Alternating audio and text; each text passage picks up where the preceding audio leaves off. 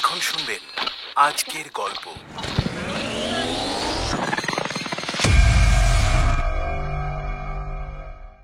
মৃন্ময়ী, তুমি আমাকে ভালোবাসো না? না, আমি তোমাকে কখনোই ভালোবাসবো না। তোকে কোণের সাজে কেমন লাগছিল তা দেখবার বড় স্বাদ ছিল রে মা। তুই তো পর হয়ে গেলি। বাবা, বাবা, আমাকে তুমি নিয়ে যাও বাবা, আমাকে তুমি নিয়ে যাও। হলো যা, চেয়েছে কেমন দেখছে দেখো। বলি, স্বামীকে দুর্দণ্ড শান্তিতে থাকতে দিবি না তো? আরে কি হয়েছে, এটা কি? এই তোমরা সব যাও তো, যাও তোমরা। দেখো দেখো, এবার নিজের চোখেই দেখো। খাল কেটে কেমন মেয়ে তুমি ঘরে এনে তুলেছো তা একবার দেখো। তুমি স্বেচ্ছায় ভালোবেসে আমাকে একটা চুম্বন দাও। আমি আমাকে বুঝতে পারিনি বলে তুমি আমাকে বুঝলে না কেন? তুমি আমাকে শাস্তি দিলে না কেন? অ্যানিম্যাট্রিক্স প্রাইম স্টোরিজে আজ শুনবেন রবীন্দ্রনাথ ঠাকুরের গল্প সমাপ্তি। গল্প পাঠে আমি দেবাঞ্জন, নিবেদনে অ্যানিম্যাট্রিক্স প্রাইম স্টোরিজ এবং প্রযোজনা অ্যানিম্যাট্রিক্স মাল্টিমিডিয়া। নদীতে একটা নৌকো ভেসে চলেছে। যাত্রী 21 বছরের এক যুবক। মাঝি কথা বলতে বলতে নৌকো চালাচ্ছে। অনেকদিন বাদে গ্রামে যাচ্ছেন বাবু? হ্যাঁ, প্রায় 6-7 মাস তো বটেই। আপনার কপাল ভালো, আজ 2 দিন ধরে জল ধরেছে। ধরবেই তো, শ্রাবণ মাসের শেষ। কদিন ধরে যা জল হলো, নদী একেবারে ভরে উঠেছে। তা বাবু, এইবার এত দেরি করে এলেন? পরীক্ষা ছিল তো, একেবারে পাশ করে দেশে ফিরছি। অপূর্ব কৃষ্ণ বিএ পাশ করে কলকাতা থেকে দেশে ফিরে আসছে। নৌকোয় আসা অপূর্ব কৃষ্ণের মনের ভেতরকার একটা ছবি যদি দেখতে পেতাম, তবে দেখতাম সেখানেও এই যুবকের মনের নদীটি নববর্ষায় কুলে কুলে ভরে আলোতে জলজল এবং বাতাসে ছলছল করে উঠছে। নৌকো যথাস্থানে ঘাটে এসে লাগলো। নদী তীর থেকে অপূর্বদের বাড়ির পাকা ছাদ গাছের ফাঁক দিয়ে দেখা যাচ্ছে। আপনি আজ আসছেন, তা আপনার বাড়ির লোক কেউ জানে না? কেন? না, ঘাট তো চলে এলো, কাউকে দেখছি না তাই। না, আমার ফেরার কথা বাড়ির কেউ জানে না। মাঝি ঘাটে নৌকো ভিড়িয়ে বলল, কদিনের জলে মাটি ভিজে একেবারে কাদা কাদা হয়ে আছে বাবু, সাবধানে নামুন। দেন দেন দেন, ব্যাগটা আমায় দেন। আরে না না না না, এ আর এমন কি, আমি নিচ্ছি। না না, এই পাটা একটু চেপে চেপে নামুন বাবু, এইদিকে, এই দিক দিয়ে নামুন, এই সামলে সামলে। অপূর্ব কৃষ্ণ নিজেই ব্যাগ হাতে নিয়ে খুশি মনে তাড়াতাড়ি নামার চেষ্টা করল। নামা মাত্র তীরে ছিল পিছল। ব্যাগ সমেত অপূর্ব কাদায় পড়ে গেল।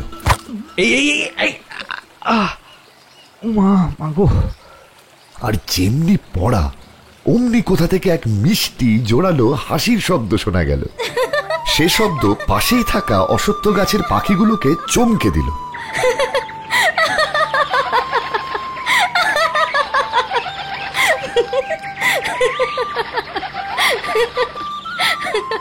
এই রে, দেখি বাবু, দেখি দেখি দেখি, এই আমার হাতটা ধরেন ধরেন, ওঠেন বাবু, ওঠেন ওঠেন ওঠেন।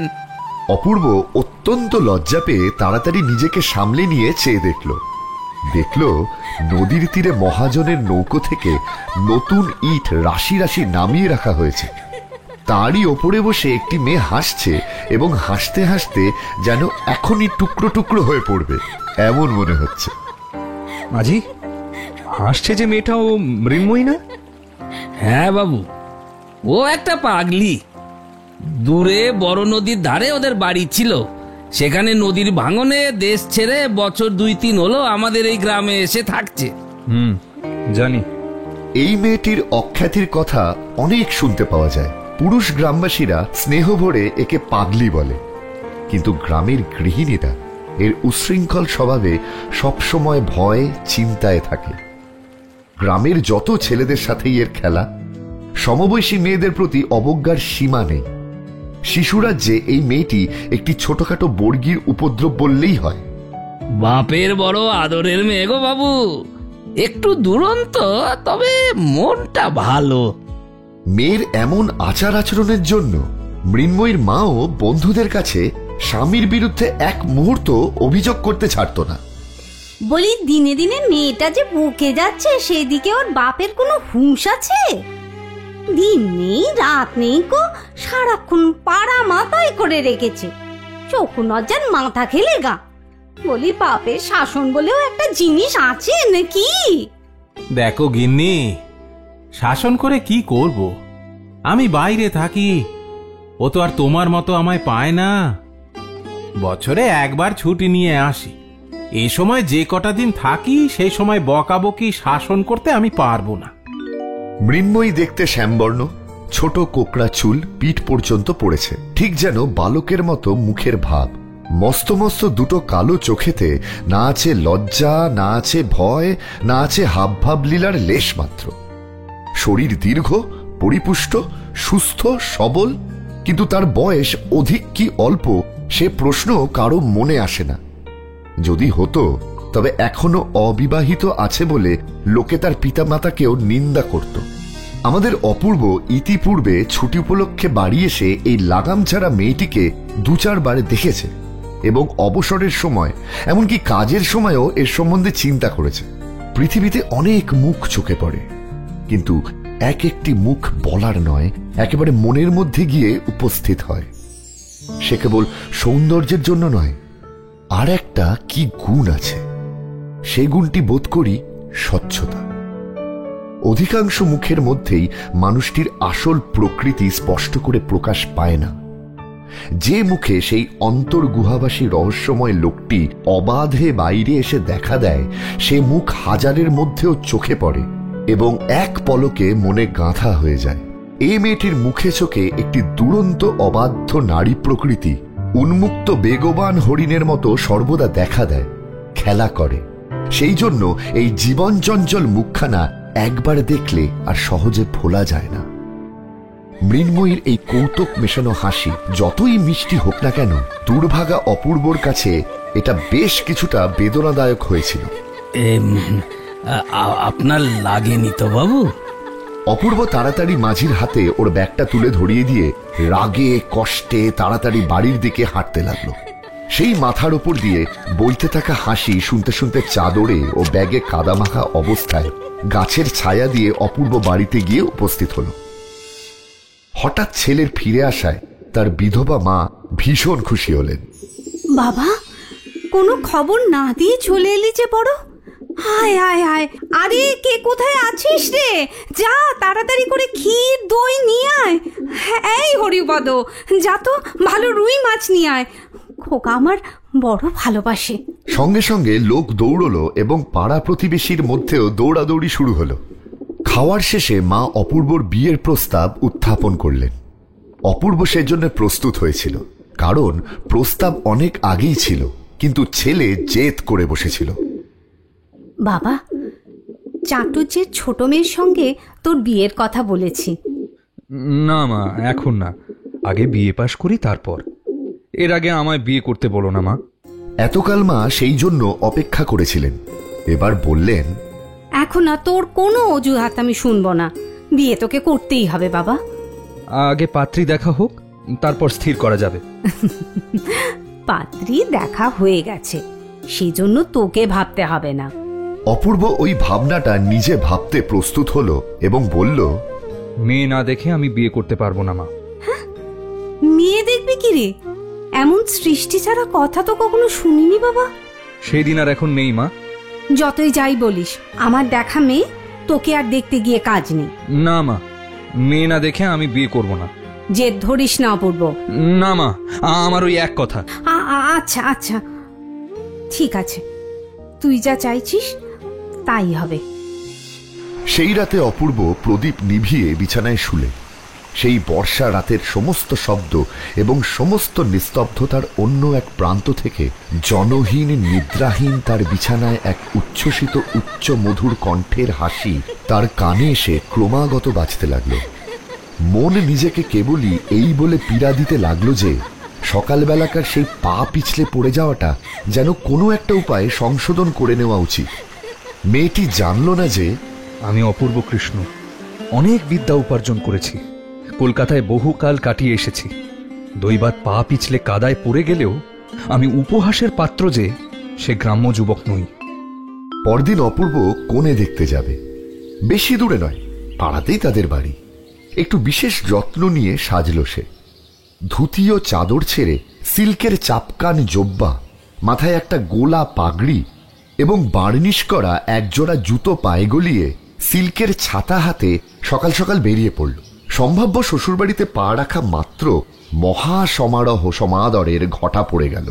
অবশেষে ঠিক সময়ে কম্পিত হৃদয়ে মেয়েটিকে ঝেড়ে মুছে রং করে খোপায় রাংটা জড়িয়ে একটা পাতলা রঙিন কাপড়ে মুড়ে বরের সামনে এনে উপস্থিত করা হলো। সে এক কোণে নীরবে মাথা প্রায় হাঁটুর কাছে ঠেকিয়ে বসে রইল এবং এক প্রৌঢ়া দাসী তাকে সাহস দেওয়ার জন্য তার ঠিক পিছনেই উপস্থিত থাকলো। কোণের এক বালক ভাই তাদের পরিবারের মধ্যে এই এক নতুন আসা লোকটির পাগড়ি, ঘড়ির চেন এবং নতুন করে গজানো দাড়ি গোঁফ এক মনে দেখতে লাগলো। অপূর্ব কিছুক্ষণ গোঁফে তা দিয়ে অবশেষে গম্ভীরভাবে জিজ্ঞেস করল, তুমি কি পড়ো? সাজসজ্জায় ঢাকা লজ্জাস্তূপের মতন ওই বালিকার কাছ থেকে তার কোনো উত্তর পাওয়া গেল না। 2-3 প্রশ্ন করায় এবং বৃদ্ধাদাসী পিঠ চাপড়ে বিস্তর উৎসাহ দেওয়ায় বালিকা মৃদু স্বরে এক নিঃশ্বাসে অত্যন্ত দ্রুত বলে গেল, চারুপাঠ দ্বিতীয় ভাগ, ব্যাকরণ সার প্রথম ভাগ, ভূগোল বিবরণ, পাটিগণিত, ভারতবর্ষের ইতিহাস। এমন সময় বাইরে একটা অশান্ত রকমের ধুমধামের শব্দ শোনা গেল এবং মুহূর্তের মধ্যে দৌড়ে হাঁপিয়ে পিঠের চুল দুলিয়ে মৃন্ময়ী ঘরে এসে ঢুকল। অপূর্ব কৃষ্ণের দিকে না তাকিয়ে একেবারে কোণের ভাই রাখালের হাত ধরে টানাটানি আরম্ভ করে দিল। চল না, চল চল, আয় আমার সাথে। রাখাল কিছুতেই উঠতে চাইল না। না এখন না, তুই ছাড় আমাকে। এই মেয়ে, এখন যা, দেখছিস নে এখানে বাড়ির লোক এসেছে, যা পালা এখান থেকে। দাসীটি সামনে বসে থাকা অপূর্বর জন্য রাগ নিয়ন্ত্রণ করে কিছুটা তীব্রভাবে মৃন্ময়ীকে বকাবকি করতে লাগলো। অপূর্ব কৃষ্ণ নিজের সমস্ত গাম্ভীর্য এবং গৌরব একত্র করে পাগড়ি পরা অবস্থায় মাথা উঁচু করে বসে রইল এবং পেটের কাছে ঘড়ির চেন নাড়তে লাগলো। অবশেষে সঙ্গীটিকে কিছুতেই বিচলিত করতে না পেরে তার পিঠে একটা সশব্দ চাপড় মেরে চট করে কোণের মাথার ঘোমটা টেনে খুলে দিয়ে ঝড়ের মতো মৃন্ময়ী ঘর থেকে বাইরে চলে গেল। দাসীটি গুমড়ে গুমড়ে গর্জন করতে লাগলো এবং হঠাৎই দিদির এভাবে ঘোমটা সরে যাওয়ায় রাখালটি খিলখিল শব্দে হাসতে আরম্ভ করলো। নিজের পিঠে পড়া চাপড়কে সে অন্যায় মনে করল না, কারণ এরকম দেনা পাওনা তাদের মধ্যে সব সময় চলছে। এমনকি আগে যখন মৃন্ময়ীর চুল কাঁধ ছড়িয়ে পিঠের মাঝামাঝি এসে পড়তো, রাখালি একদিন হঠাৎ পিছন থেকে এসে তার ঝুটির মধ্যে কাঁচি চালিয়ে দেয়। তুই খুব খারাপ ছেলে, আমার চুল কেটে দিলি কেন? মৃন্ময়ী তখন অত্যন্ত রাগ করে তার হাত থেকে কাঁচিটা কেড়ে নিয়ে মাথার পিছনের দিকে নিজের অবশিষ্ট চুল ক্যাঁচ ক্যাঁচ শব্দে নির্দয়ভাবে কেটে ফেলল, আর কোকড়া চুলের অংশগুলো গোছা গোছা হয়ে মাটিতে পড়ে গেল। এই দুয়ের মধ্যে এরকম শাসন প্রণালী প্রচলিত ছিল। এরপর এই নীরব পরীক্ষা সভা আর বেশিক্ষণ স্থায়ী হল না। কন্যাটি কোনো মতে উঠে দাঁড়িয়ে দাসীর সাথে বাড়ির ভিতরে চলে গেল। চলো খুকু, ভিতরে চলো। অপূর্ব পরম গম্ভীরভাবে বিরল গোফের রেখায় তা দিতে দিতে উঠে ঘরের বাইরে যেতে উদ্যত হল। এ কি, আমার জুতোটা এখানেই তো ছিল। দরজার কাছে গিয়ে দেখে বার্নিশ করা নতুন জুতো জোড়াটা যেখানে ছিল সেখানে নেই, এবং কোথায় আছে তাও বহু চেষ্টা করেও কিছুই বের করতে পারল না। বাড়ির লোক সকলেই ভীষণ বিব্রত হয়ে উঠল। ইয়ে বাবা, কি নিয়ে গেল রে জুতোটা? কই কই পেলে? ওদিকে পেলে? না, এদিকে তো নেই। কোন আহাম্মকের কাজ একবার টের পাই। ঘরে এসে জুতো চুরি করা, একবার হয়তো দেখি সামনে তোর ঘরে কটা মাথা আছে দেখি। অপরাধীর উদ্দেশ্যে গালি ও ভর্ৎসনা অজস্র বর্ষিত হতে লাগলো। এই নাও বাবা, এখান পায়ে গলাও দেখি। অনেক খোঁজ করে অবশেষে আর কোনো উপায় না পেয়ে বাড়ির কর্তার পুরনো ছেঁড়া ঢিলে চটিজোড়া পরে প্যান্টালুন চাপকান পাগড়ি সমেত সুসজ্জিত অপূর্ব কাদামাখা গ্রামের পথে অত্যন্ত সাবধানে হাঁটতে লাগলো।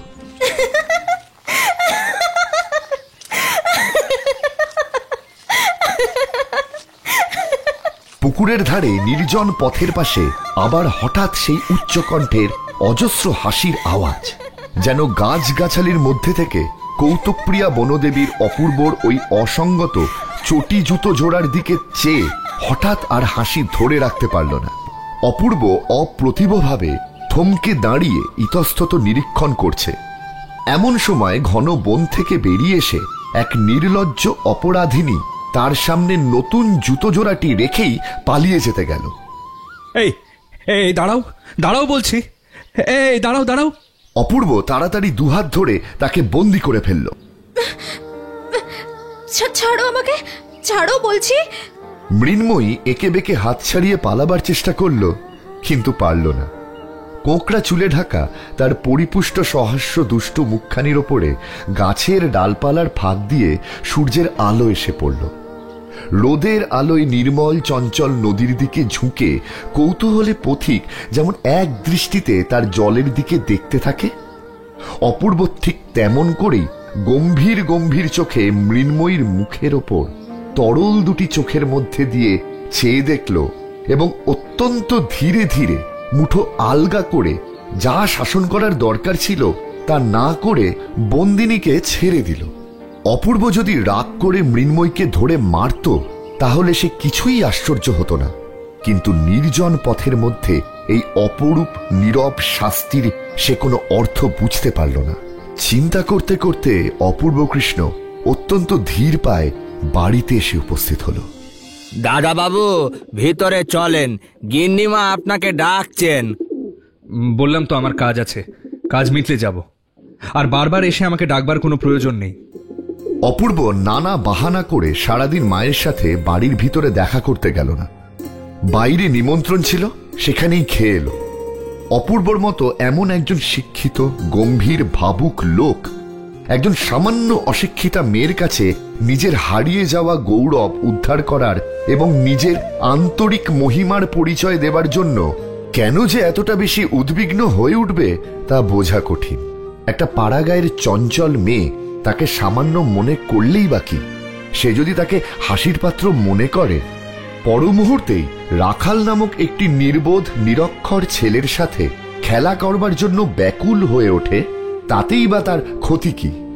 তার কাছে প্রমাণ করবার দরকারই বা কি যে তিনি বিশ্বদ্বীপ নামক মাসিক পত্রিকায় গ্রন্থ সমালোচনা করে থাকেন এবং তার বাক্সের মধ্যে এসেন্স, জুতো, রঙিন চিঠির কাগজ এবং হারমোনিয়াম শিক্ষা বইয়ের সঙ্গে একখানা লেখায় ভরা খাতা রাতের কোলে অপেক্ষমান ভোরের মতোই প্রকাশের অপেক্ষায় রয়েছে। কিন্তু মনকে বোঝানো কঠিন এবং এই পল্লীবাসিনী চঞ্চলা মেয়েটির কাছে শ্রীযুক্ত অপূর্ব কৃষ্ণ রায় বিয়ে কিছুতেই পরাজয় স্বীকার করতে প্রস্তুত নয়। সন্ধ্যার সময় ভিতর বাড়িতে গেলে মা তাকে জিজ্ঞেস করলেন, কেমন রে অপু, মেয়ে কেমন দেখলি? পছন্দ হয়েছে তো? মেয়ে দেখেছি মা, ওর মধ্যে একটিকে আমার পছন্দ হয়েছে। ও মা, তুই আবার কটা মেয়ে দেখলি অপু? মা আশ্চর্য হয়ে বললেন। অবশেষে অনেক ইতস্ততর পর অপূর্ব মাকে বলল, হ্যাঁ মা, দেখেছি, মেয়েটা আমাদের এখানেই থাকে। এখানেই থাকে? ও মা, তুই কার কথা বলছিস অপু? অপূর্ব একটু লজ্জা পেল। আমাদের শরতের মেয়ে মৃন্ময়ী। কি, মৃন্ময়ী? হ্যাঁ মা, মৃন্ময়ীকেই আমার পছন্দ। তুই বলছিস কি রে অপু? এত লেখাপড়া করে এত বিদ্বান, শেষে কিনা তুই ওই শরতের মেয়ে মৃন্ময়ীকে বিয়ে করবি? চাল চলনের ঠিক নেই, সারাদিন এদিক ওদিক ঘুরে বেড়ায়, ছেলেদের দলের সঙ্গে তালে তাল মিলিয়ে চলে। ছি ছি ছি ছি ছি অপু, এমন মেয়েকে তোর মনে ধরলো? বালাই ষাট, ও মেয়ের দিকে যদি আর তুই দেখেছিস ভালো হবে না অপু, এই আমি বলে রাখলুম। আমি আরো অন্য সম্বন্ধ আনবো তোর জন্য, কিন্তু ওই পাগলিকে আমি তোর গলায় ঝুলতে দেব না, এই বলে রাখলুম। মানে আমার নিজের পছন্দ অপছন্দের কোনো দাম নেই? না, নেই। আচ্ছা বেশ, তবে তুমিও শুনে রাখো, বিয়ে যদি আমাকে করতেই হয় তবে আমি ওই মৃন্ময়কেই বিয়ে করব। মৃন্ময়কে ছাড়া আর কাউকে বিয়ে করব না। প্রথমের দিকে অপূর্ব অনেকটা লজ্জা পেয়েছিল, কিন্তু মা যখন প্রবলভাবে আপত্তি করতে লাগলো তখন ঝোঁকের বসেই সে বলে বসল যে মৃন্ময়কে ছাড়া আর কাউকে সে বিয়ে করবে না। অন্য জড়পুত্তলি মেয়েটির কথা সে যতই কল্পনা করতে লাগলো ততই বিয়ের ব্যাপারে তার মধ্যে একটা বড় বিতৃষ্ণার সৃষ্টি হল। 2-3 দিন উভয় পক্ষে মান অভিমান, অনাহার অনিদ্রার পর অপূর্বই জয়ী হল। মা মনকে বোঝালেন যে মৃন্ময়ী ছেলে মানুষ এবং মৃন্ময়ীর মা তাকে উপযুক্ত শিক্ষাদানে অসমর্থ। বিবাহের পর তার হাতে পড়লেই তার স্বভাবের পরিবর্তন হবে, এবং ক্রমশ এও বিশ্বাস করলেন যে মৃন্ময়ীর মুখখানি সুন্দর। কিন্তু তখনই আবার তার মাথার ছোট ছোট চুল তার কল্পনা পথে এসে মনের মধ্যে হতাশা দানা বাঁধতে লাগলো। এ সত্ত্বেও তিনি আশা করলেন দৃঢ়ভাবে চুল বেঁধে এবং জবজবে করে তেল মাখলে সময়ের সাথেও এ ত্রুটি সংশোধন হতে পারে। আমাদের অপু মৃন্ময়ীকে বিয়ে করেছে, শুনেছ? হ্যাঁ, সে তো নিজেই পছন্দ করেছে ওই পাগলিকে। তবে যাই বলো, মেয়েটার মনটা বড়ই ভালো। তা যা বলেছ, ও মেয়েকে একটু শিখিয়ে পড়িয়ে নিলে ও ঠিকই অপুর মনে ধরবে, কি বলো? ধরবে না মানে? আর আমাদের অপুর পছন্দটাই বা খারাপ কি হে? হ্যাঁ হ্যাঁ, একেবারে অপূর্ব পছন্দ, বুঝলে ভাইয়া? পাড়ার লোক সকলেই অপূর্বর এই পছন্দটিকে অপূর্বর পছন্দ বলে নামকরণ করল। পাগলি মৃন্ময়ীকেই অনেকেই ভালোবাসত, কিন্তু তাই বলে নিজের পুত্রের বিবাহযোগ্যা বলে কেউ মনে করত না। মৃন্ময়ীর বাপ ঈশান মজুমদারকে যথাসময়ে সংবাদ দেওয়া হলো। সে কোনো একটা স্টিমার কোম্পানির কেরানি হিসেবে দূরের নদীর পাশেই একটা ছোটখাটো স্টেশনে একটা ছোট টিনের ছাদ বিশিষ্ট কুটিরে মাল ওঠানো নামানো এবং টিকিট বিক্রির কাজে নিযুক্ত ছিল। মৃন্ময়ীর বিয়ের খবর শুনে তার দুচোখ বেয়ে জল পড়তে লাগলো। তার মধ্যে কতখানি দুঃখ এবং কতখানি আনন্দ ছিল তার পরিমাণ হিসেব করে বলবার কোনো উপায় নেই। সাহেব, আমার মেয়ে মৃন্ময়ীর বিয়ে, তাই কদিনের জন্য আমায় যদি একটু মাফ করেন, দেশে গিয়ে অল্প বিস্তর কিছু আয়োজন করে আমার মেয়েটাকে ওর শ্বশুর ঘরে পাঠাতে হবে। বাবু, আমি কথা দিচ্ছি বাবু, বিয়ে মিটলে তার পরের দিনই আমি আবার কাজে যোগ দেব। এই কাগজে আমি সব লিখে দিয়েছি বাবু, আপনি যদি একটু দয়া করেন। মেয়ের বিয়ে উপলক্ষে ঈশান হেড অফিসের সাহেবের কাছে ছুটি প্রার্থনা করে দরখাস্ত দিল। সাহেব উপলক্ষটা নিতান্তই তুচ্ছ মনে করে ছুটি নামঞ্জুর করে দিল। তখন পুজোর সময় 1 সপ্তাহ ছুটি পাবার সম্ভাবনা জানিয়ে সে পর্যন্ত বিবাহ স্থগিত রাখবার জন্য দেশে চিঠি লিখে দিলেন। কিন্তু সব শুনে অপূর্বর মা বললেন, এই মাসে দিন ভালো আছে, আর বেশি সুবুর করতে পারবো না। উভয় পক্ষেই প্রার্থনা অগ্রাহ্য হলে পর মনে ভার নিয়ে ঈশান আর কোনো আপত্তি না করে আগের মতোই মাল ওজন এবং টিকিট বিক্রি করতে লাগলো। এরপর মৃন্ময়ীর মা এবং গ্রামের যত বয়োজ্যেষ্ঠ সকলে মিলে আসন্ন কর্তব্য সম্বন্ধে মৃন্ময়ীকে সারাক্ষণ উপদেশ দিতে লাগলো। আর সব সময় খেলা করবি নে কেমন? পরের বাড়ি যাবি, মানুষের মন জুগিয়ে থাকতে হবে বই কি। অধিক খাবিনি, বুঝলি? অধিক খাবিনি, যতটুকু পেটে সয় শুধু সেইটুকু খাবি, নইলে লোকে নিন্দে করবে। মেয়ে মানুষ অত জোরে জোরে কথা কয় না, হাসে না, স্বামীর কথা শুনবি কেমন? এখন থেকে একটু ধীরে ধীরে হাঁটা চলা করবি, কেমন? ওই বেটা ছেলেদের দলে আর মিশবি নে বলে রাখলুম। এখন থেকে তুই অন্য লোকের বউ। খেলাধুলার প্রতি তার টান, দ্রুত হাঁটাচলা করা, জোরে জোরে হাসি, ছেলেদের সাথে আলাপ এবং যতটা খিদে ততটাই ভোজন, এই সম্বন্ধে সকলেই নিষেধ পরামর্শ দিয়ে বিবাহ বিষয়টিকে বিভীষিকা রূপে প্রতিপন্ন করতে সম্পূর্ণ কৃতকার্য হল। উৎকণ্ঠিত ও শঙ্কিত মৃন্ময়ী মনে মনে ভাবল তার যাবজ্জীবন কারাদণ্ড এবং তারপরে ফাঁসির হুকুম হয়েছে। সে দুষ্ট পনি ঘোড়ার মতো ঘাড় বেঁকিয়ে পিছু হটে বলে বসল, আমি বিয়ে করব না। কিন্তু তাও বিয়ে করতেই হলো।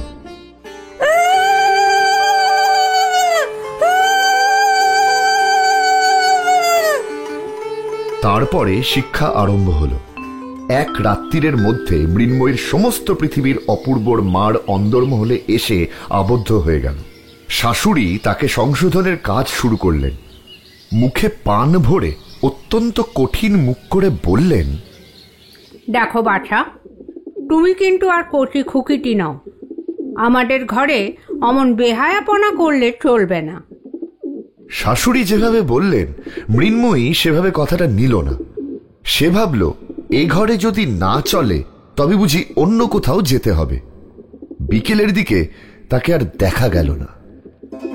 হ্যাঁ রে, মৃন্ময়ী কোথায় গেল কেউ দেখেছিস? আগে না মা, সেই দুঃখুরের পর থেকে তো আর তাকে দেখিনি। একটু বাইরের দিকটায় গিয়ে খোঁজ করে দেখ তো। আর শোন, পাড়ার ওই ছেলেপিলের দলটাকেও একবার দেখিস। আচ্ছা মা, আমি এক্ষুনি খবর নিয়ে আসছি। কোথায় গেল খোঁজ পড়ল। আরে এই রাখাল, বাবা বলি এদিকে একবার শোন তো। বলি বাবা, তুই মৃন্ময়ী মাকে কি এদিকে দেখেছিস? তুই জানিস ও কোথায় গেছে? না, আমি জানি না। ও রাখাল, তুই সত্যি করে বল না বাবা। আমাদের অপু দাদা বাবু কত ভালো মানুষ, তোর জন্য কলকাতা থেকে কত খেলনা এনে দেবে। বল না বাবা, বল। সত্যি সত্যি এনে দেবে? হ্যাঁ, সত্যি এনে দেবে। তুই বল বাবা, বল। ওই দিকে গেছে। কোন দিকে? কোথায় রাখাল? বটতলায়, রথে। অবশেষে বিশ্বাসঘাতক রাখাল তাকে তার গোপন স্থান থেকে ধরিয়ে দিল। সে বটতলায় রাধাকান্ত ঠাকুরের পরিত্যক্ত ভাঙা রথের মধ্যে গিয়ে বসেছিল।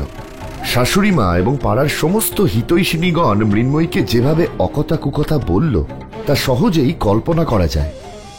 রাত্রে ঘন মেঘ করে ঝুপঝুপ শব্দে বৃষ্টি শুরু হলো। অপূর্ব কৃষ্ণ বিছানার মধ্যে অতি ধীরে ধীরে মৃন্ময়ীর কাছে খানিকটা এগিয়ে এসে তার কানে কানে মৃদু স্বরে বলল, মৃন্ময়ী, তুমি আমাকে ভালোবাসো না? না, আমি তোমাকে কখনোই ভালোবাসবো না। মৃন্ময়ী সতেজে বলে উঠল, আর যত রাগ এবং যত শাস্তি বিধান সবকিছুই জড়ো হয়ে বাজ পড়ার মতো অপূর্বর মাথার ওপর তা নিক্ষেপ করল। অপূর্ব দুঃখ পেয়ে বলল, কেন? আমি তোমার কাছে কি দোষ করেছি? তুমি আমাকে বিয়ে করলে কেন? এই অপরাধের কোনো সন্তোষজনক কৈফিয়ত দেওয়া কঠিন, কিন্তু অপূর্ব মনে মনে স্থির করল যেমন করেই হোক এই দুর্বোধ্য মনটিকে বশ করতেই হবে।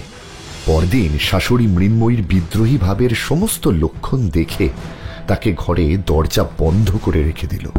দরজা খুলে দিন, দরজা খুলে দিন, আমাকে এখানে আটকে রাখবেন না। দরজা খুলে দিন, আপনার দুটি পায়ে পড়ি, দরজা খুলে দিন, আমাকে বাইরে যেতে দিন।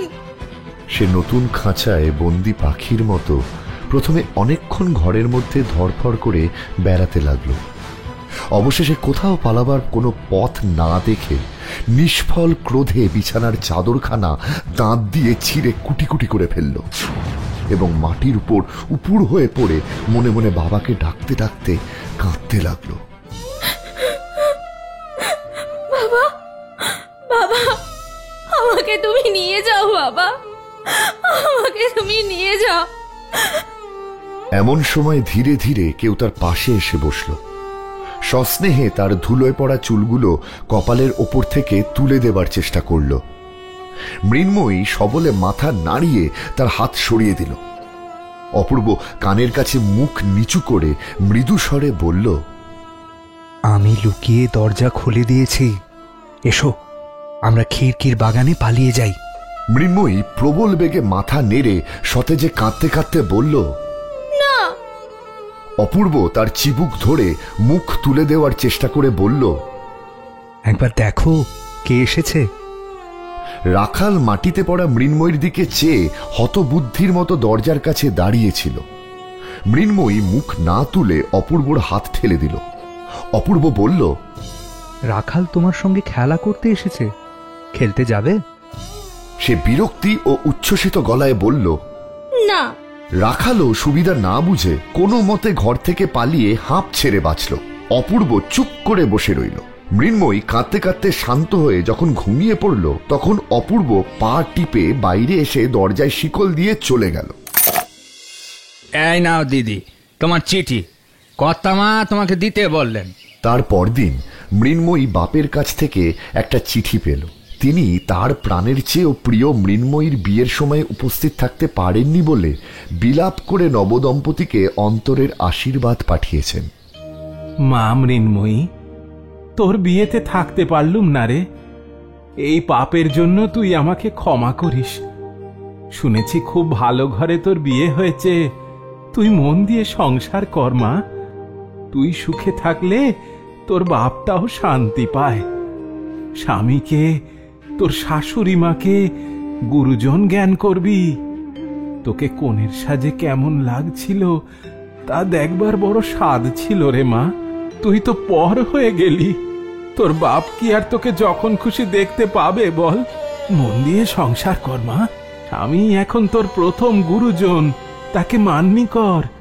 তোদের দুজনকে আমার অনেক স্নেহ আর ভালোবাসা জানাই। শুভাকাঙ্ক্ষী, তোর বাবা। আমি বাবার কাছে যাব। শাশুড়ি হঠাৎ এই অসম্ভব প্রার্থনায় তাকে ভর্ৎসনা করে উঠলেন।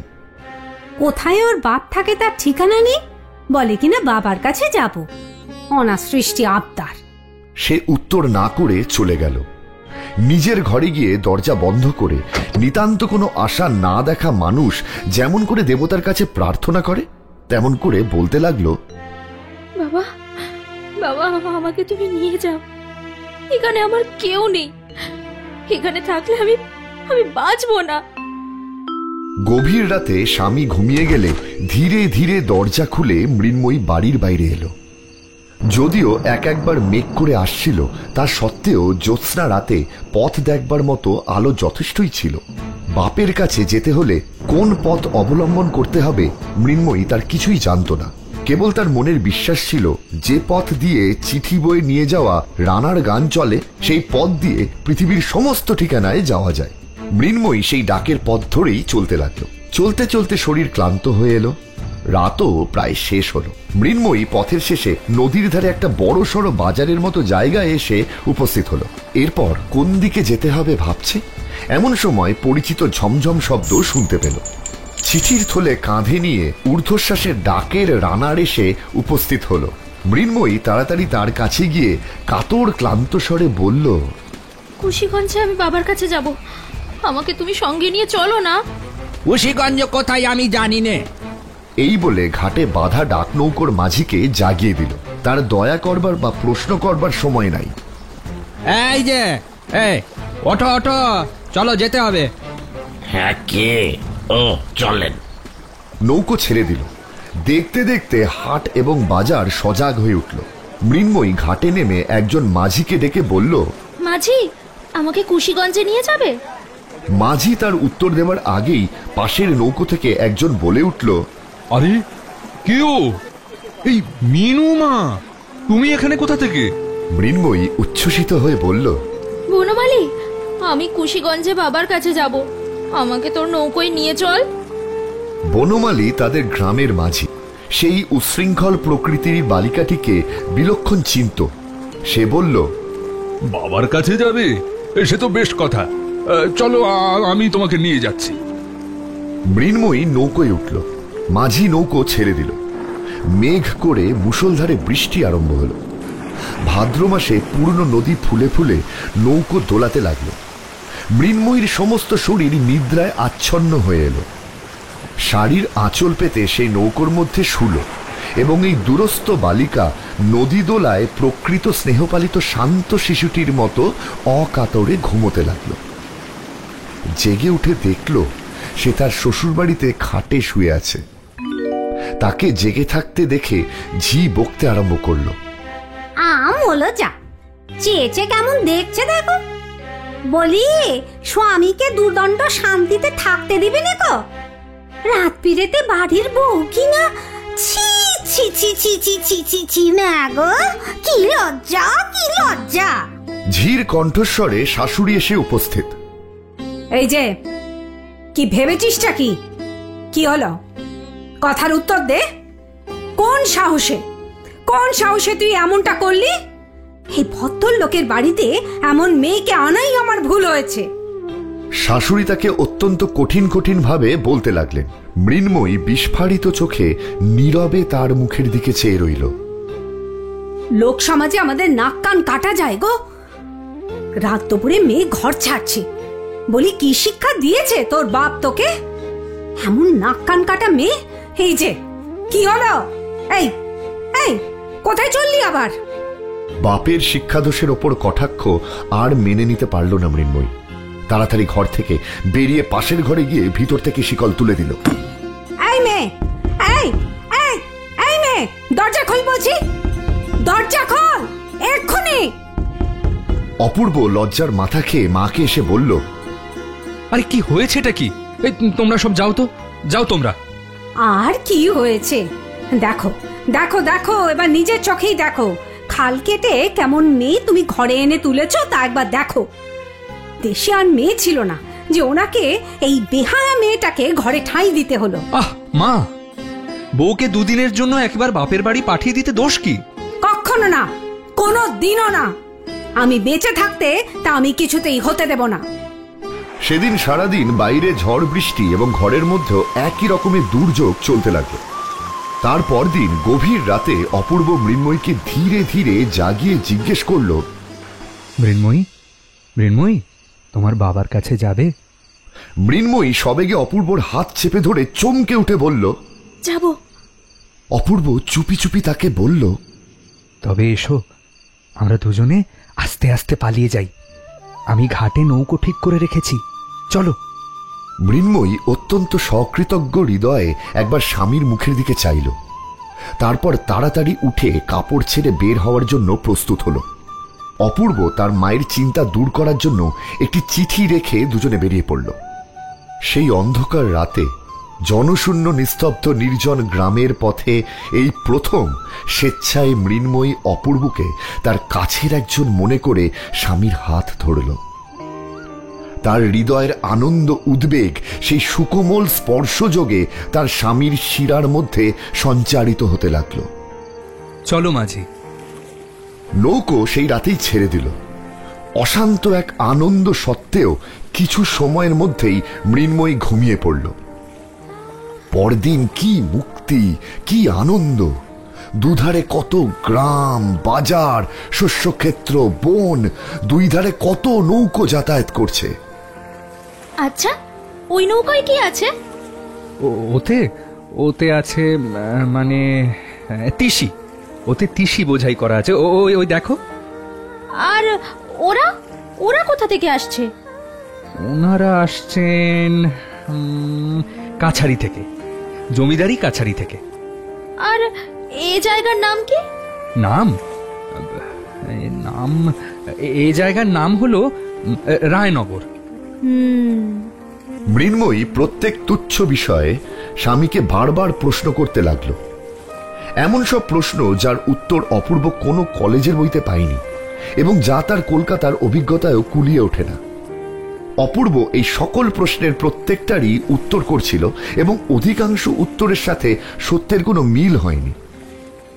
যেমন সে তিলের নৌকোকে তিসির নৌকো, পাঁচ বেরেকে রায়নগর এবং মুনশেফের আদালতকে জমিদারি কাছারি বলতে কিছু মাত্র দ্বিধা করেনি এবং এই সমস্ত ভুল উত্তরকেও বিশ্বাস করে প্রশ্নকারিণী সন্তুষ্ট হল।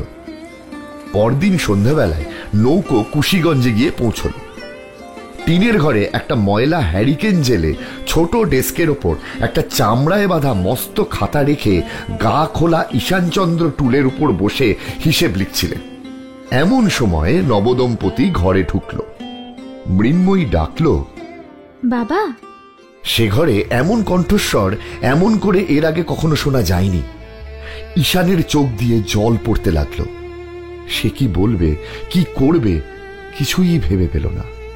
মা, বাবা, তোমরা তোমরা এসেছো?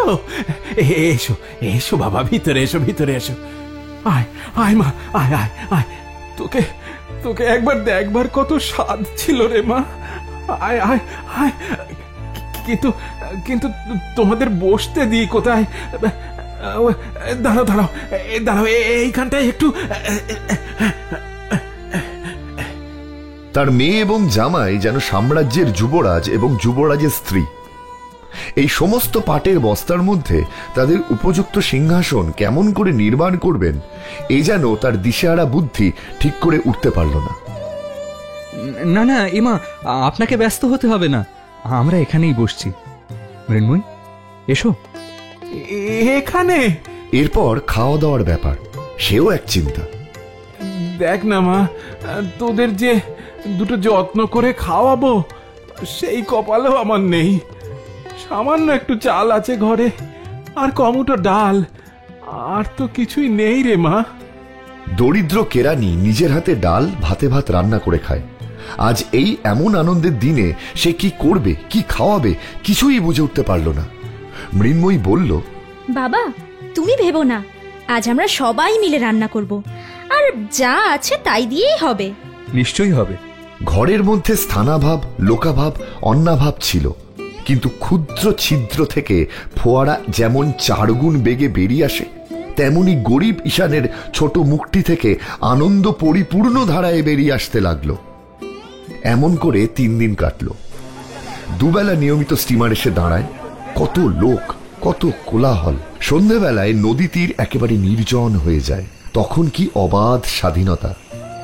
এবং 3 জন মিলে নানা প্রকারে জোগাড় করে, ভুল করে, এক করতে গিয়ে আরেক করে ফেলে রাধাবাড়া হয়। তারপরে মৃন্ময়ীর স্নেহ মাখা হাতের পরিবেশনে শ্বশুর জামাইয়ের একসঙ্গে আহার। অপূর্ব কখনো গিন্নিপনার কোনো ভুলের জন্য মৃন্ময়ীকে পরিহাস ও তাতে মৃন্ময়ীর অভিমান হওয়া, এইভাবে কিছুদিন চলার পর, মৃন্ময়ী এবার যে আমাদের ফিরতে হবে। আর কটা দিন থেকে যায়? ঈশান মেয়েকে বুঝিয়ে বলল, না না, আয় মা, বাবা জীবনের কত কাজ আছে, ওকেও তো ফিরতে হবে। যাবার দিন মেয়েকে বুকের কাছে টেনে তার মাথায় হাত রেখে চোখ ভরা জলে ঈশান বলল, মা, তুমি শ্বশুর ঘর উজ্জ্বল করো, তুমি শ্বশুর ঘর উজ্জ্বল করে লক্ষ্মী হয়ে থাকবে কেমন? কেউ যেন আমার মিনুর কোনো দোষ ধরতে না পারে, কেমন? সময় করে আবার এসো বাবা। আসি, চলো মৃন্ময়ী। মৃন্ময়ী কাঁদতে কাঁদতে স্বামীর সাথে বিদায় নিল। ঈশান মন খারাপ করে তার ছোট ঘরের মধ্যে ফিরে গেল এবং দিনের পর দিন, মাসের পর মাস নিয়মিত মাল ওজন করতে লাগল। এই অপরাধ করা স্বামী স্ত্রী ঘরে ফিরে এলে মা অত্যন্ত গম্ভীর হয়ে রইলেন, কোনো কথাই বললেন না। কারো ব্যবহারের প্রতি এমন কোনো দোষারোপ করলেন না যে কেউ তা শুধরে নেওয়ার চেষ্টা করতে পারে। এই নীরব অভিযোগ, নিস্তব্ধ অভিমান লোহার মতো ভারী হয়ে সমস্ত ঘরকন্যার ওপর অটলভাবে চেপে রইল। অবশেষে অসহ্য হয়ে উঠে অপূর্ব মার কাছে এসে বলল, মা, কলেজ খুলেছে, এখন আমাকে আইন পড়তে যেতে হবে। মা উদাসীনভাবে বললেন, বউয়ের কি করবে? ও এখন এখানেই থাক। না বাবু, ওকে এখানে রেখে কাজ নেই, তুমি বরং তাকে তোমার সঙ্গে নিয়ে যাও।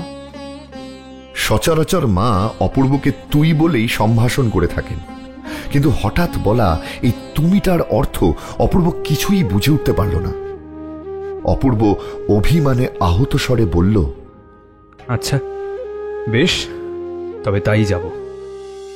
কলকাতা যাওয়ার আয়োজন শুরু হয়ে গেল। যাওয়ার আগের রাতে অপূর্ব বিছানায় এসে দেখল মৃন্ময়ী কাঁদছে। দেখে হঠাৎ তার মনে আঘাত লাগলো। দারুণ একটা কষ্ট হলো অপূর্বর। বিষণ্ণ গলায় সে বলল, মৃন্ময়ী, আমার সঙ্গে কলকাতায় যেতে তোমার ইচ্ছে করছে না? না। আচ্ছা, তুমি আমাকে ভালোবাসো না? এ প্রশ্নের কোনো উত্তর পাওয়া গেল না। অনেক সময় এই প্রশ্নটির উত্তর অতিশয় সহজ, কিন্তু আবার এক এক সময় এর মধ্যে মনস্তাত্ত্বিক এত জটিলতার মিশ্রণ থাকে যে এমন সরল মেয়েটির কাছ থেকে তার উত্তর আশা করা যায় না। অপূর্ব আরও জানতে চাইল, রাখালকে ছেড়ে যেতে তোমার মন কেমন করছে? মৃন্ময়ী অনায়াসে উত্তর দিল, হ্যাঁ করছে। বালক রাখালের প্রতি এই বিয়ে পরীক্ষা পাশ করা শিক্ষিত যুবকের কেন জানি না অজান্তেই হিংসে হচ্ছিল। সে বলল, আমি অনেক কাল আর বাড়ি আসতে পারবো না, বোধহয় 2 বছর কিংবা তারও বেশি হতে পারে। তুমি ফিরে আসবার সময় রাখালের জন্য একটা 3 মুখ রাজাসের ছুরি কিনে নিয়ে এসো। অপূর্ব শুয়ে থাকা অবস্থা থেকে খানিকটা উঠে মৃন্ময়ীকে বলল, তুমি তাহলে এখানেই থাকবে? হ্যাঁ, আমি মায়ের কাছে গিয়ে থাকবো। আচ্ছা, তাই থেকো। যতদিন না তুমি আমাকে আসবার জন্য চিঠি লিখবে আমি আসবো না। খুব খুশি হলে মৃন্ময়ী? মৃন্ময়ী এ প্রশ্নের উত্তর দেওয়ার প্রয়োজন নেই মনে করে ঘুমিয়ে পড়ল। কিন্তু অপূর্বর ঘুম হল না। বালিশ উঁচু করে তাতে ঠেস দিয়ে বসে রইল। অনেক রাতে হঠাৎ চাঁদ উঠে চাঁদের আলো বিছানার উপর এসে পড়ল। অপূর্ব সেই আলোয় মৃন্ময়ীর দিকে চেয়ে দেখল। চেয়ে থাকতে থাকতে মনে হলো যেন রাজকন্যাকে কে রূপোর কাঠি ছুঁয়ে অচেতন করে রেখে গেছে। একবার কেবল সোনার কাঠি পেলেই এই ঘুমন্ত আত্মাকে জাগিয়ে তুলে মালা বদল করে নেওয়া যায়। রূপোর কাঠি হাসি আর সোনার কাঠি চোখের জল। ভোরবেলায় অপূর্ব মৃন্ময়ীকে জাগিয়ে দিল। বলল, মৃন্ময়ী, মৃন্ময়ী, আমার যাবার সময় হয়েছে, চলো তোমাকে তোমার মার বাড়ি রেখে আসি। মৃন্ময়ী বিছানা ছেড়ে উঠে দাঁড়ালে অপূর্ব তার 2 হাত ধরে বলল, এখন আমার একটা প্রার্থনা আছে। আমি অনেক সময় তোমায় অনেক সাহায্য করেছি, আজ যাবার সময় তার একটি পুরস্কার দেবে? মৃন্ময়ী বিস্মিত হয়ে বলল, কি? অপূর্ব বলল, তুমি তুমি স্বেচ্ছায় ভালোবেসে আমাকে একটা চুম্বন দাও। অপূর্বর এই অদ্ভুত প্রার্থনা এবং গম্ভীর মুখের হাবভাব দেখে মৃন্ময়ী হেসে উঠল। হাসি থামিয়ে সে চুম্বন দিতে গেল, কিন্তু কাছাকাছি গিয়ে আর পারল না। খিলখিল করে হেসে উঠল। এমন করে 2 বার চেষ্টা করে অবশেষে নিরস্ত হয়ে মুখে কাপড় দিয়ে হাসতে লাগলো। এই এই পাগলি। শাসনের ভঙ্গিতে অপূর্ব তার কান ধরে নাড়িয়ে দিল। অপূর্বর বড় কঠিন পণ। দস্যুবৃত্তি করে কাড়াকাড়ি করে লুটে নেওয়া সে আত্ম অবমাননা মনে করে। সে দেবতার মতো সগৌরবে থেকে স্বেচ্ছায় উপহার চায়। নিজের হাতে কিছুই তুলে নেবে না সে। মৃন্ময়ী আর হাসল না। অপূর্ব তাকে ভোরের আলোয় নির্জন পথ দিয়ে তার মার বাড়ি পৌঁছে দিল। আসি, এই কাগজগুলো রেখে দিও, চিঠি লিখো, কেমন? অপূর্ব বেশ কিছু সোনালি পাড় দেওয়ার রঙিন কাগজ তার হাতে তুলে দিল। বাড়ি ফিরে এসে অপূর্ব মাকে বলল, ভেবে দেখলাম বউকে আমার সঙ্গে কলকাতায় নিয়ে গেলে আমার পড়াশোনার ব্যাঘাত ঘটবে। সেখানে তারও কোনো সঙ্গিনী নেই। তুমি তো তাকে এ বাড়িতে রাখতে চাও না, আমি তাই তাকে তার মায়ের বাড়িতে রেখে এলাম। এখন আসি। সুগভীর অভিমানের মধ্যে মা ও ছেলের বিচ্ছেদ হল।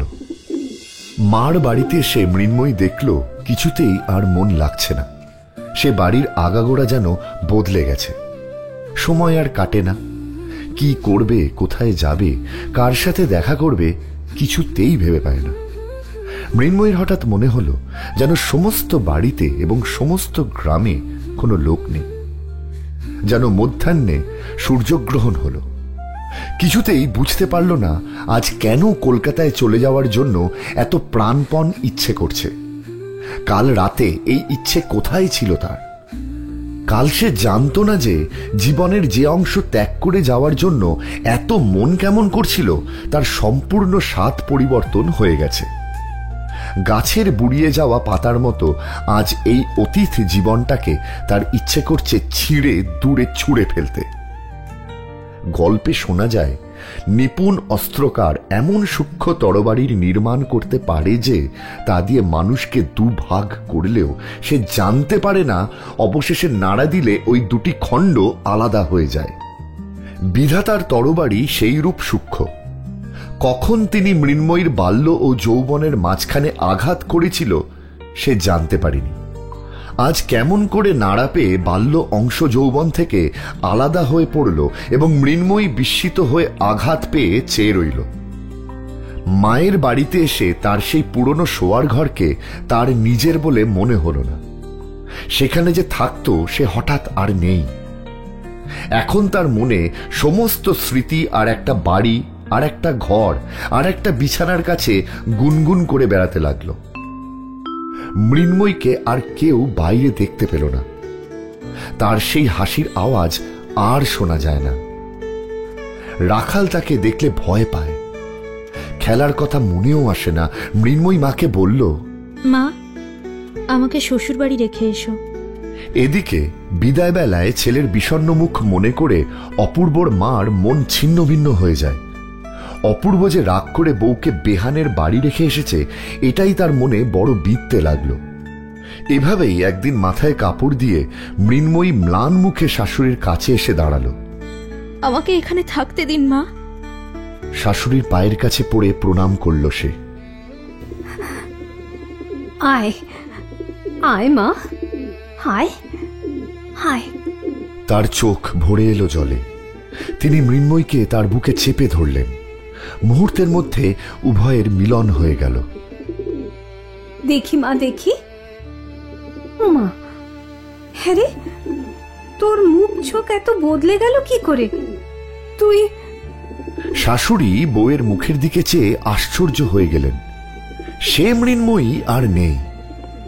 এমন পরিবর্তন সাধারণত সকলের পক্ষে সম্ভব নয়। বড় পরিবর্তনের জন্য মনের বড় জোর থাকা দরকার।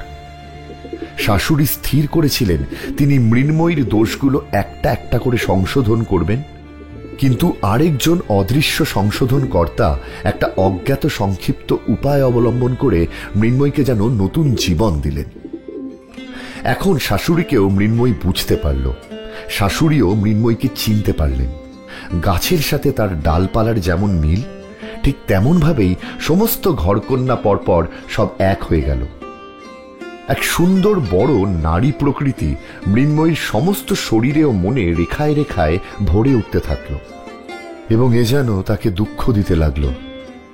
প্রথম আষাঢ়ের নতুন করে জমাট বাঁধা মেঘের মতো তার মনেও এক অশ্রুপূর্ণ বিস্তীর্ণ অভিমানের সঞ্চার হল। সেই অভিমান তার চোখের পাতার ওপর যেন আরেকটি গভীর ছায়া নিক্ষেপ করল। সে মনে মনে বলতে লাগলো, আমি আমাকে বুঝতে পারিনি বলে তুমি আমাকে বুঝলে না কেন? তুমি আমাকে শাস্তি দিলে না কেন? তোমার ইচ্ছানুসারে আমাকে চলতে বললে না কেন? আমি রাক্ষসী যখন তোমার সঙ্গে কলকাতায় যেতে চাইলাম না, তুমি আমাকে জোর করে ধরে নিয়ে গেলে না কেন? তুমি আমার কথা শুনলে কেন? আমার অনুরোধ মানলে কেন? কেন আমার অবাধ্যতা সইলে? তারপর অপূর্ব যেদিন ভোরবেলা পুকুরের ধারের নির্জন পথে মৃন্ময়ীকে বন্দি করেও কিছু না বলে শুধু তার মুখের দিকে চেয়েছিল, সেই পুকুর, সেই পথ, সেই গাছের ছায়া, সেই ভোরবেলার রোদ এবং সেই অনুভূতির ভারে নুয়ে পড়া গভীর দৃষ্টি তার মনে পড়ল এবং হঠাৎ সে তার সমস্ত অর্থ বুঝতে পারল। তারপর সেই বিদায়ের দিনের যে চুম্বন অপূর্বর মুখের দিকে এগিয়েও ফিরে এসেছিল, সেই অসম্পূর্ণ চুম্বন এখন মরুভূমির তৃষ্ণার্ত পাখির মতো অতীত অবসরের দিকে ছুটতে লাগলো। কিন্তু কিছুতেই তার আর পিপাসা মিটল না। এখন থেকে থেকে কেবল মনে হতে লাগলো, অমুক প্রশ্নের উত্তর যদি এরকম দিতাম, তখন যদি এমন হতো। অপূর্বর মনে এই বলে ক্ষোভ জন্মালো যে মৃন্ময়ী আমার সম্পূর্ণ পরিচয় পায়নি। মৃন্ময়ীও আজও বসে বসে ভাবে, তিনি আমাকে কি মনে করলেন, কি বুঝলেন? অপূর্ব তাকে যে দুরন্ত চপল অবিবেচক নির্বোধ বালিকা বলেই জানল, একজন পরিপূর্ণ এবং প্রেম পিপাসা মেটাতে সক্ষম নারী বলে পরিচয় পেল না। এতেই সে আফসোসে, লজ্জায়, ধিক্কারে দুঃখ পেতে লাগল। চুম্বনের এবং সোহাগের সে ঋণগুলো অপূর্বর মাথার বালিশের ওপর সে পরিশোধ করতে লাগল। এমনিভাবে কতদিন কাটল। অপূর্ব বলে গিয়েছিল, তুমি চিঠি না লিখলে আমি আর বাড়ি ফিরব না। মৃন্ময়ী সেটাই মনে করে একদিন ঘরে দরজা বন্ধ করে চিঠি লিখতে বসল। অপূর্ব তাকে যে সোনালি পাড় দেওয়া রঙিন কাগজ দিয়েছিল সেগুলি বের করে বসে ভাবতে লাগল। খুব যত্ন করে ধরে লাইন বাঁকিয়ে আঙুলে কালি মাখিয়ে অক্ষর ছোট বড় করে উপরে কোনো সম্বোধন না করে একেবারে লিখল, তুমি আমাকে চিঠি লেখো না কেন? তুমি কেমন আছো? আর তুমি বাড়ি এসো। আর কি বলবার আছে কিছুই ভেবে পেল না। আসল বক্তব্য কথা সবগুলোই বলা গেল বটে, কিন্তু মানুষের এই সমাজে মনের ভাব আর একটু খোলসা করে প্রকাশ করা আবশ্যক। মৃন্ময়ও তা বুঝল। এই জন্য আরো অনেকক্ষণ ভেবে ভেবে আরো কয়েকটি নতুন কথা যোগ করে দিল। এইবার তুমি আমাকে চিঠি লিখো, আর কেমন আছো লিখো, আর বাড়ি এসো। মা ভালো আছেন, বিশু পুঁটি ভালো আছে, কাল আমাদের কালো গরুর বাছুর হয়েছে। এই বলেই সে চিঠি শেষ করল। চিঠি খামে ভরে প্রত্যেক অক্ষরের ওপর এক ফোঁটা করে মনের ভালোবাসা দিয়ে লিখল, শ্রীযুক্ত বাবু অপূর্ব কৃষ্ণ রায়। ভালোবাসা যতই দিক তবু লাইন সোজা, অক্ষর সুছাঁদ এবং বানান শুদ্ধ হল না। খামে নামটুকু ছাড়া আর যে কিছু লেখা আবশ্যক মৃন্ময়ীর তা জানা ছিল না। পাশে শাশুড়ি অথবা আরো কারো চোখে পড়ে? সেই লজ্জায় চিঠিটা এক বিশ্বস্ত দাসীর হাতে দিয়ে ডাকে পাঠিয়ে দিল। বলা বাহুল্য, এ চিঠির কোনো ফল হল না। অপূর্ব বাড়ি এলো না। মা দেখলেন ছুটি হলো, তবু অপূর্ব বাড়ি এলো না। মনে করলেন এখনো সে তার উপর রাগ করে আছে। মৃন্ময়ও স্থির করল অপূর্ব তার উপর বিরক্ত হয়ে আছে। তখন নিজের লেখা চিঠিটার কথা মনে করে সে লজ্জায় মরে যেতে লাগলো।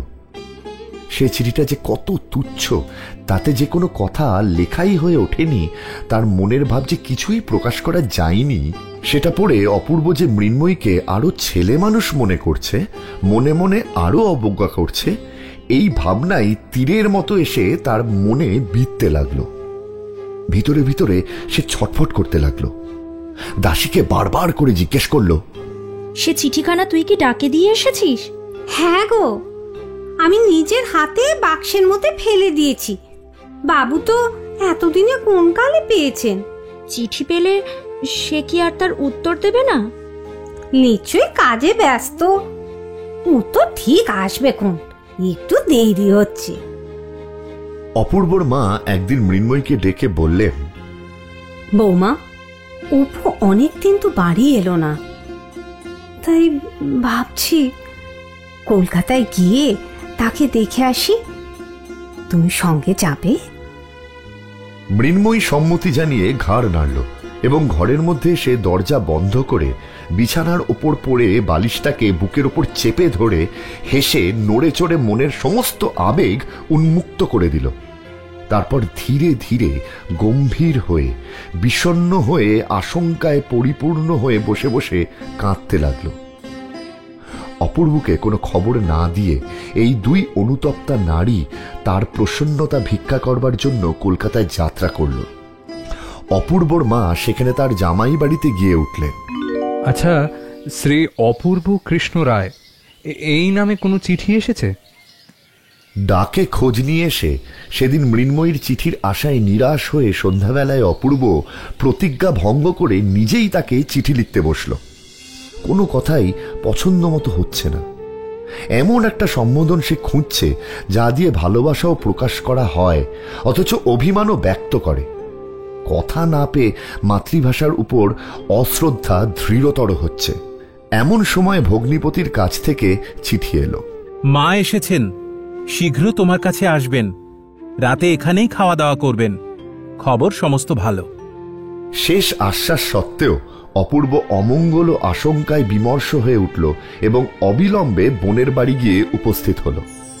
মা, মা কেমন আছো? সব ভালো তো? সাক্ষাৎ মাত্রই মাকে জিজ্ঞেস করলো অপূর্ব। সব ভালো বাবা, তুই ছুটিতে বাড়ি গেলি না, তাই আমি তোকে নিতে এসেছি। তা সেজন্য এত কষ্ট করে আসবার কি দরকার ছিল? আইন পরীক্ষার পড়াশোনা, যাকে ও সব বাদ দাও।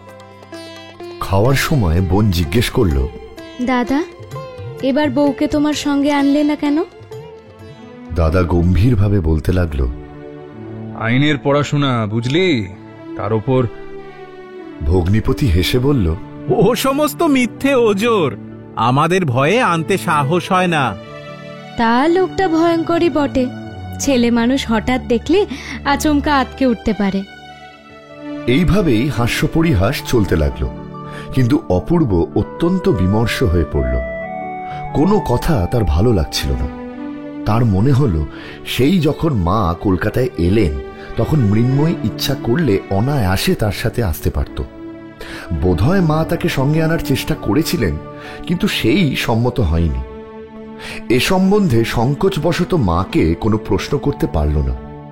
সমস্ত মানব জীবন এবং ভাবনা আগাগোড়া একটা ভুল বলে মনে হলো। খাওয়া দাওয়ার পর প্রবল বেগে হাওয়া বইতে শুরু করলো। ভীষণ বৃষ্টি আরম্ভ হলো। বোন বলল, দাদা, আজ আমাদের এখানেই থেকে যাও। না রে, বাড়ি যেতে হবে, অনেক কাজ আছে।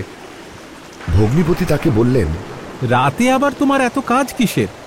এখানে এক রাত থেকে গেলে তোমার তো কারোর কাছে জবাবদিহি করতে হবে না। তোমার ভাবনা কি? না, আসলে সামনের মাসেই তো। ও সব হবে খন, মাস থাকবে, বছর থাকবে, কিন্তু একটা রাত তোমার এই ভগ্নিপতির ঘরে থেকে গেলে কোনো ক্ষতিই হবে না। আরে থাকোই না। থাকো না দাদা, কতদিন তো এদিকে আসোই না। শুধু একটা রাতের ব্যাপার তো। আমি থাকতে পারবো না, অনেক কাজ আছে আমার। মা এত করে বলছে, থেকে যাও না দাদা। তুই বুঝতে পারছিস না, আমার সত্যিই একটা জরুরি কাজ আছে। মায়ের কথা রাখবি না অপু, এখন তোর কাজটাই বড় হলো বাবা। থেকে যা না বাবা। থেকে যাও, সবাই বলছে। আচ্ছা বেশ, রাতে থেকেই যাচ্ছি। দাদা, তোমাকে ক্লান্ত দেখাচ্ছে, তুমি আর দেরি করো না, চলো শুতে চলো। হ্যাঁ চল। শোবার ঘরের দরজায় এসে দেখলো ঘর অন্ধকার। বোন বলল, বাতাসে সব আলো নিভে গেছে দেখছি, তা আলো কি এনে দেবো দাদা? না, তার আর দরকার নেই, আমি এমনিতেও রাত্রে আলো রাখি না। বোন চলে গেলে অপূর্ব অন্ধকারে সাবধানে খাটের দিকে গেল। খাটে উঠতে যাবে এমন সময় হঠাৎ যেন হাতের বালার আওয়াজ কানে এলো, আর একটা সুকোমল বাহু পাশে তাকে সুকঠিন বন্ধনে বেঁধে ফেলল এবং ফুলের মতো ওষ্ঠাধার দস্যুর মতো এসে পড়ে ঘন ঘন চোখের জলে ভেজা আবেগপূর্ণ চুম্বনে তাকে বিষয় প্রকাশের অবসর দিল না। অপূর্ব প্রথমে চমকে উঠল। এ কি মৃন্ময়ী, তুমি? তারপর বুঝতে পারল অনেক দিনের একটি হাসির দমকে, বাধা পাওয়া অসম্পন্ন চেষ্টা আজ চোখের জলের ধারায় খুঁজে নিল তার সমাপ্তি। অ্যানিম্যাট্রিক্স প্রাইম স্টোরিজে এতক্ষণ শুনছিলেন রবীন্দ্রনাথ ঠাকুরের গল্প সমাপ্তি। গল্প পাঠে আমি দেবাঞ্জন। বিভিন্ন চরিত্রে অভিনয় করেছেন আর্য জানা, প্রদীপ্তা মান্না, পিঙ্কি ব্যানার্জি, রিমি চক্রবর্তী, শান্তনু দত্ত, মনীষ ঘোষ এবং কৌশানী বসু। নিবেদনে অ্যানিম্যাট্রিক্স প্রাইম স্টোরিজ, প্রযোজনায় অ্যানিম্যাট্রিক্স মাল্টিমিডিয়া। এই গল্পটি যদি আপনাদের ভালো লেগে থাকে তাহলে চ্যানেলটি সাবস্ক্রাইব করুন এবং বেল আইকন প্রেস করতে ভুলবেন না কিন্তু। এমন সব গল্প শুনতে হলে সাবস্ক্রাইব করুন অ্যানিম্যাট্রিক্স প্রাইম স্টোরিজ।